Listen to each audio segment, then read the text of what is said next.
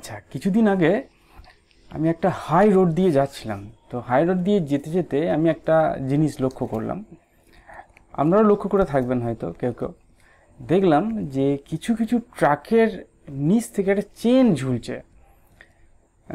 যে ট্রাকগুলো petrol diesel নিয়ে যাচ্ছে, অর্থাৎ ইন্ডিয়ান বা এইচপি গ্যাসের যে সমস্ত ট্রাকগুলো আছে, সেই ট্রাকগুলোর পিছনের দিকে একটা জায়গা থেকে দেখছি চেন ঝুলছে এবং চেনটা রাস্তার সঙ্গে ঘষতে ঘষতে যাচ্ছে। তো আমার মনে চিন্তা হলো যে এটা কেন হলো। এটা আমরা বইয়েও পড়েছি যে কেন, কিন্তু ভুলে গেছিলাম। যাই হোক, আবার একবার চেষ্টা করলাম। এটা খুব ইন্টারেস্টিং।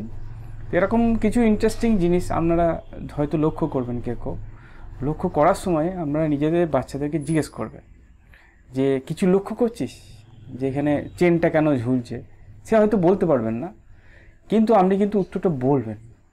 যদি আপনি নাও জানেন, নেট খুঁজে দেখবেন যে এটা কারণ কী, দিয়ে তারপর ছেলেকে উত্তর দেবেন। নিজের যে বাচ্চা ছেলে বা মেয়ে আছে, তাদের মনের এই যে কৌতূহলগুলো, সেই কৌতূহলগুলো তাদের মনের আগে সৃষ্টি করাবেন, আপনি সৃষ্টি করাবেন যে দেখ এটা কি দেখতে পাচ্ছিস, এটা কেন হচ্ছে।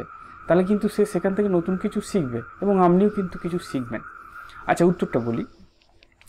এই যে পেট্রোল বা ডিজেল, এগুলোকে বলা ইনফ্লামেবল লিকুইড, অর্থাৎ এখানে যদি সামান্য একটু আগুন লাগে তাহলে পুরো ট্রাকটাতে আগুন লেগে যেতে পারে এবং সেটা বিস্ফোরণ হতে পারে। তার ফলে গাড়িটা তো নষ্ট হবেই, গাড়ির আশেপাশে অনেক বিস্তীর্ণ এলাকা কিন্তু নষ্ট হয়ে যাবে। তাই এই ইনফ্লামেবল যে লিকুইডগুলো আছে বা অয়েলগুলো আছে, সেইগুলো যেখানে যায় সেগুলো কিন্তু খুব সিকিউরভাবে নিয়ে যেতে হয়, তাই না? যেন সেখানে কোনো স্পার্ক সৃষ্টি না হয়। এবার যখন গাড়ি রাস্তার উপর দিয়ে যায়, তখন রাস্তার সঙ্গে আর গাড়ির চাকার যে টায়ার আছে, সেই টায়ারের মধ্যে সংঘর্ষ হয়। এছাড়াও গাড়ির বিভিন্ন পার্টসের মধ্যে ঘর্ষণ হয়। এই ঘর্ষণের ফলে তড়িৎ তৈরি হয়, ঠিক আছে? ইলেকট্রোস্ট্যাটিক ফিল্ড তৈরি হয়, ঠিক আছে? তড়িৎ, পজিটিভ তড়িৎ বা নেগেটিভ তড়িৎ। যেখানেই এরকম তড়িতের সৃষ্টি হয় সেখানেই স্পার্ক হওয়ার সম্ভাবনা থাকে। আপনারা নিশ্চয়ই স্পার্ক দেখেছেন, যে যেখানে কারেন্টের হাই ভোল্টেজ কারেন্ট আছে, সেখানে দুটো তারকে কাছাকাছি নিয়ে গেলেই দেখা যায় স্পার্ক হয়। এক্ষেত্রেও কিন্তু ঠিক সেম জিনিসটা হয়। গাড়ির বিভিন্ন পার্টসের মধ্যে, গাড়ির টায়ারের মধ্যে তড়িতের সঞ্চার হয় এবং তার ফলে ওই স্পার্ক সৃষ্টি হওয়ার সম্ভাবনা থেকে যায়। এবার বুঝতেই পারছেন, যদি এরকম পেট্রোলের কোনো ট্রাকের মধ্যে স্পার্ক সৃষ্টি হয় তাহলে সেটা কতটা খতরনাক হতে পারে।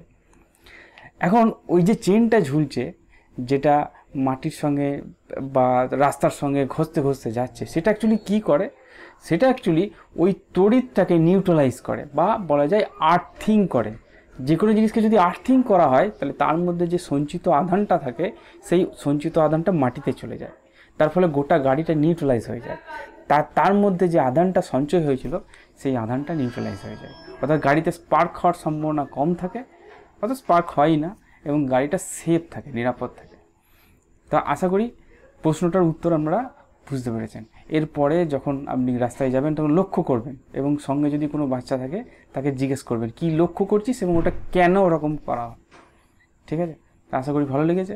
পরে ভিডিওতে আবার দেখা হবে।